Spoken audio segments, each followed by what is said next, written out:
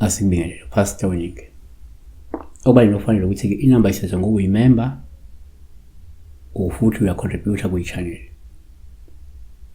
Uyangifonela uWhatsApp. Abantu baqobe beWhatsApp.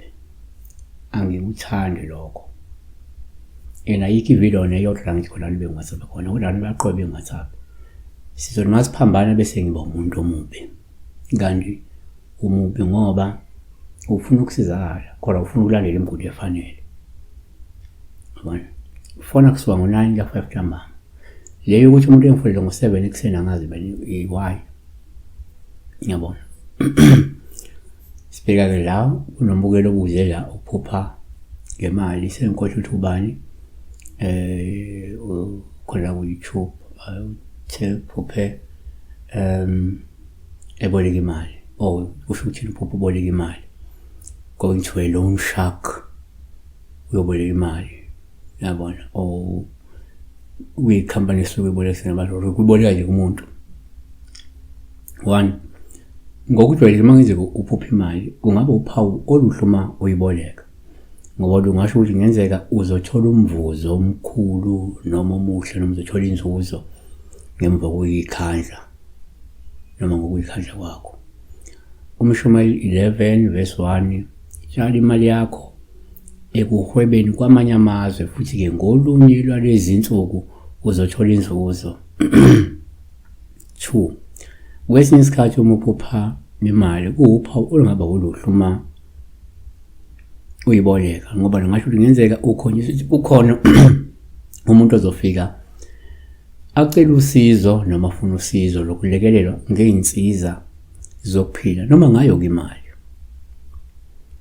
Deuteronomy 15 verse 7 uma kukhona phakathi kwakho ompofu wabafowenu kwelinye lamasango akho ezweni lakho uJehova uNkulunkulu wakho akunika lona ungayenzeli ukhona inhliziyo yakho ngazivali isandla sakho kumfowenu ompofu kepha umvulele isandla sakho umtsheleke impela okwanele ukudinga kwakhe akuswelayo.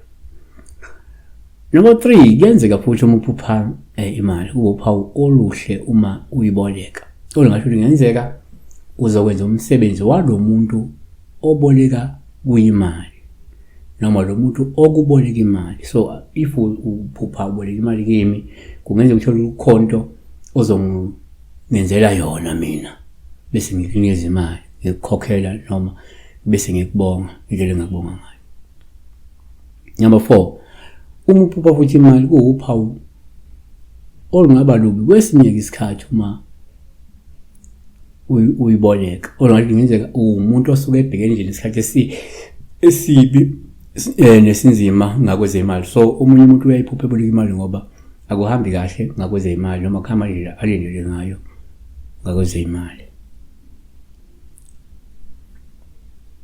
5, kwabanye abantu uma uphupha uboleka imali kuwuphawu lubi uma uthi uboleka imali ngoba lokho ngasho ukuthi ngenzeka ukhona umuntu okuthakathayo ngoba efuna ukuthi ube umuntu ocwila ezikweledini uphilele omashonisa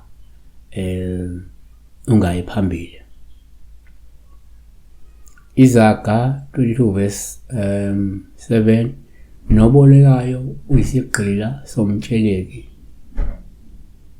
somtshelekileyo. Siyabonga besibhekela uphupha uboleka imali uphupha uyoboleka imali kumuntu obolekisa ngemali noma komashonisa noma ke ezikhungeni zokubolekisa ngemali. Siyabonga kakhulu ke ukuba umusa kodwa ke qikelela ukuthi inamba isesa ngoba imember noma khona kuya kuthanda abantu abayeke ku WhatsApp abadele ukufonela ku 49.